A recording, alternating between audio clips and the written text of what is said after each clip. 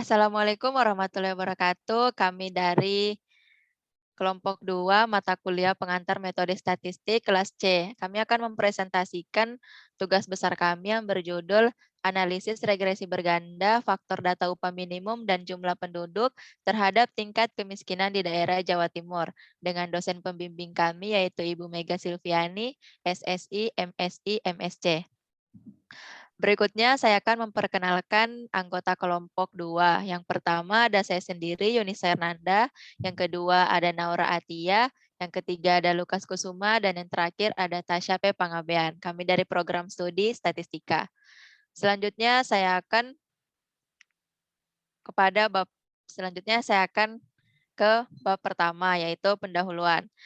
Di dalam pendahuluan terdapat latar belakang masalah, rumusan masalah, tujuan, dan manfaat.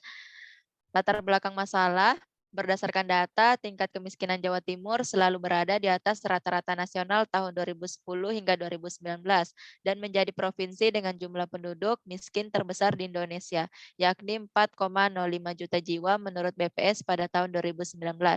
Berdasarkan hal tersebut, penelitian mengenai variabel yang berpengaruh terhadap kemiskinan di Jawa Timur penting dilakukan sebagai bahan referensi pemerintah dalam upaya menekan angka kemiskinan. Berikutnya kita masuk pada rumusan masalah. Yang pertama, bagaimana statistika deskriptif dari data jumlah penduduk, tingkat kemiskinan, dan upah minimum. Yang kedua, bagaimana pengujian parameter regresi linear berganda. Yang ketiga, bagaimana hubungan korelasi dari data tersebut. Dan yang keempat, bagaimana model regresi linear berganda. Kemudian yang kelima, bagaimana model uji asumsi residual IIDN, identik independen distribusi normal. Berikutnya adalah tujuan tugas besar. Yang pertama, mengetahui statistika deskriptif. Yang kedua, mengetahui pengujian parameter regresi linear berganda. Yang ketiga, mengetahui hubungan korelasi. Dan yang keempat, mengetahui model regresi linear berganda. Dan yang terakhir, yang kelima, mengetahui uji asumsi residual IIDN, identik independen distribusi normal. Adapun manfaat tugas besar kali ini, yaitu manfaat yang diperoleh dari penelitian ini adalah peneliti dapat mengaplikasikan atau mengembangkan ilmu yang telah didapat dalam praktikum ini agar bermanfaat untuk masyarakat umum, serta membagikan informasi dan masukan kepada pemerintah, pembaca, dan masyarakat mengenai pengaruh jumlah penduduk dan upah minimum terhadap angka kemiskinan di Provinsi Jawa Timur. Baik, berikutnya akan dilanjutkan oleh teman saya, Naura Atia. Waktu dan layar saya persilakan. Ya, kemudian ada tinjauan pustaka yang terdiri dari analisis deskriptif, analisis korelasi, analisis regresi, uji signifikansi parameter regresi, dan uji asumsi IIDN. Yang pertama, analisis statistika deskriptif merupakan metode yang berkaitan dengan pengumpulan dan penyajian suatu data sehingga memberikan informasi yang berguna. Statistika deskriptif berfungsi untuk mendeskripsikan atau memberikan gambaran terhadap objek yang diteliti melalui data sampel atau populasi. Data yang disajikan dalam statistik deskriptif biasanya dalam bentuk ukuran pemusatan data. Kemudian ada analisis korelasi. Analisis korelasi merupakan teknik untuk mengukur hubungan antara dua variabel. Korelasi berguna untuk menguji signifikansi hubungan dua variabel dengan satu variabel, serta mengetahui kuat lemah hubungan dua variabel dengan satu variabel. Kuat lemah hubungan diukur di antara jarak 0 sampai dengan 1. Kemudian analisis regresi digunakan untuk mengukur kekuatan hubungan antara dua variabel atau lebih. Juga menunjukkan arah hubungan antara variabel dependen dengan independen.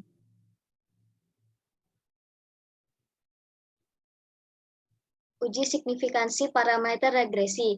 Untuk mengetahui apakah parameter pada model yang dihasilkan signifikan atau tidak, maka dilakukan pengujian dengan dua cara, yaitu uji parsial dan uji serentak. Untuk lebih jelasnya, dijelaskan di PowerPoint tersebut.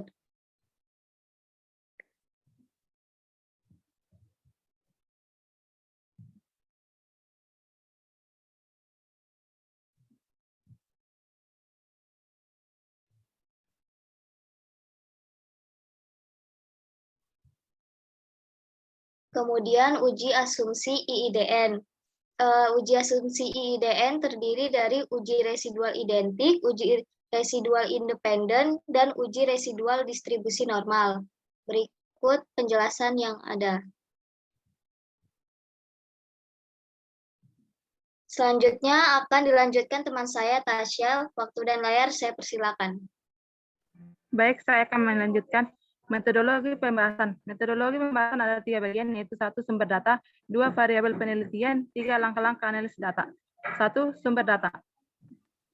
Data yang digunakan dalam laporan praktikum ini adalah data dari Badan Pusat Statistik (BPS) Provinsi Jawa Timur.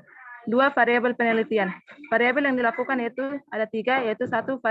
Variabel Y, yaitu jumlah kemiskinan pada kabupaten atau kota. 2. Variabel X1, yaitu jumlah penduduk pada kabupaten atau kota.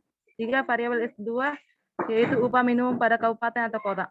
Langkah-langkah analisis data ada 8 bagian dan dijelaskan di PowerPoint tersebut. Dan selanjutnya mengenai analisis data akan dijelaskan oleh teman saya, Lukas Dolo 1000. Waktu dan layar dipersilahkan. Baik, saya akan menjelaskan tentang analisis data. Analisis data itu memiliki 4 hal, yaitu deskripsi data, analisis korelasi, model regresi berganda, dan simulasi prediksi. Deskripsi data. Deskripsi data berisi perhitungan statistik yang dilakukan untuk mengetahui karakteristik data yang kita peroleh dari nilai min, median, standar deviasi, variasi minimum, nilai minimum, nilai maksimum. Berikut adalah hasil statistika deskriptif menggunakan Minitab 17. Berikut adalah interpretasi statistika deskriptif. Selanjutnya saya akan menjelaskan tentang analisis korelasi. Analisis korelasi dilakukan untuk mengetahui apakah ada hubungan linear antara jumlah kemiskinan pada kabupaten kota dengan jumlah penduduk pada kabupaten kota dan pendapatan pada kabupaten kota. Untuk mengetahui pola hubungan linear antara variabel-variabel tersebut, maka kami membuat scatter plot.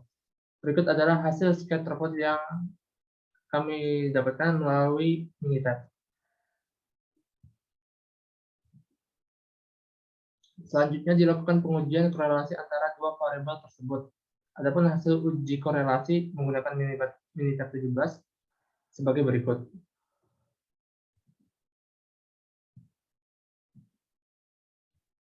Selanjutnya saya akan menjelaskan sedikit tentang analisis model regresi berganda. Analisis regresi linear berganda ini dilakukan dengan menggunakan software berupa aplikasi Minitab 17. Model regresi ini dilakukan untuk memprediksi nilai dari kemiskinan pada kabupaten atau kota apabila mengalami kenaikan atau penurunan. Menggunakan aplikasi Minitab dapat langsung menunjukkan persamaan model regresi linear berganda terhadap suatu data. Ini adalah tabel analisis model regresi berganda. Lalu berikutnya adalah interpretasi hasil analisis regresi berganda. Lalu saya akan menjelaskan sedikit tentang simulasi prediksi. Analisis ini dilakukan untuk mengetahui apakah nilai parameter berpengaruh terhadap model regresi yang diperoleh. Nah, sedikit penjelasan, kita bakal ada 2, yaitu yang pertama adalah uji serentak. Uji serentak digunakan untuk mengetahui apakah jumlah penduduk dan jumlah pendapatan minimal berpengaruh secara signifikan terhadap tingkat kemiskinan yang ada dengan menguji variabel-variabel tersebut secara terpisah. Dan berikut adalah hasil uji serentak. Lalu ada juga yang bernama uji parsial. Uji parsial digunakan untuk mengetahui apakah jumlah penduduk dan jumlah kabupaten minimal berpengaruh secara signifikan terhadap kemiskinan yang ada dengan menguji variabel tersebut secara terpisah. Adapun hasil uji parsial sebagai berikut. Berikut adalah interpretasinya. Selanjutnya ada yang dinamakan pengujian asumsi IIDN. Asumsi IIDN atau Identif, Independen, dan Distribusi Normal merupakan uji yang harus dilakukan untuk mengetahui apakah data hasil percobaan yang dilakukan memenuhi 3 asumsi sebagai tersebut.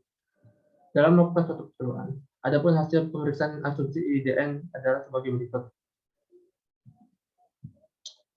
A. Uji residual identik. Pengujian asumsi residual identik menggunakan plot residual versus fit dari model regresi antara jumlah kemiskinan dengan jumlah penduduk miskin dan upah minimum. Dan berikut adalah hasil pemeriksaan uji residual identik.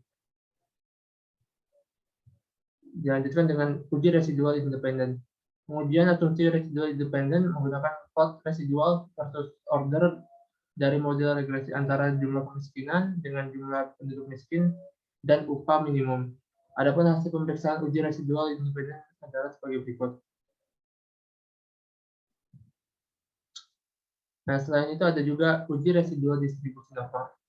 Pengujian distribusi normal untuk residual dilakukan dengan menggunakan uji normalitas sebagai berikut. Baiklah, selanjutnya akan saya serahkan kepada teman saya, Tasya. Waktu dan layar saya persilakan. Baiklah, saya akan lanjut kesimpulan saran. Adapun kesimpulan dalam praktikum ini yaitu statistika deskriptif. Statistika deskriptif menunjukkan bahwa rata-rata jumlah kemiskinan di Provinsi Jawa Timur itu 10,866 dan standar deviasi sebesar 4,445 dan varian sebesar 19,760 di mana memiliki nilai minimum 3,890 dan nilai maksimum 21,2110 serta nilai medium yaitu 10,335. Analisis korelasi dan model regresi. Pada analisis korelasi diperoleh hubungan variabel Y dengan variabel X1 sebesar 0,651 yang dapat dikatakan bahwa hubungan linear berbanding terbalik namun cukup kuat karena mendekati nilai 1. Model regresi yang dihasilkan adalah pengaruh antara variabel pada X1 dan X2 berbanding lurus yakni mengalami peningkatan sebesar 0,03284 pada variabel X1 di saat variabel X2 sebesar min 0,00021. Analisis uji serentak dan uji asumsi IIDN. Dari hasil analisis uji serentak nilai p-value sebesar 0,00, maka dapat disimpulkan bahwa jumlah penduduk dan pendapatan secara keseluruhan berpengaruh terhadap kemiskinan dan berarti signifikan. Berdasarkan hasil uji asumsi residual IIDN, dapat diketahui bahwa data kemiskinan, jumlah penduduk dan upah minimum merupakan data yang bersifat residual identik, residual independen dan berdistribusi normal. Selanjutnya akan dijelaskan oleh teman saya, yaitu Yunisa. Waktu dan layar saya persilahkan. Baik, selanjutnya adalah saran. Adapun saran dari kami yaitu dalam melakukan uji coba terkait analisis data atau percobaan regresi berganda, panduan yang jelas dalam melakukan percobaan sangat penting agar perhitungan analisis dari suatu data tidak salah pada menganalisis tersebut. Sekian dari kami. Bila ada salah kata, mohon maaf dan terima kasih kami ucapkan kepada Ibu Mega Silviani selaku dosen dan teman-teman kelompok 2. Assalamualaikum warahmatullahi wabarakatuh.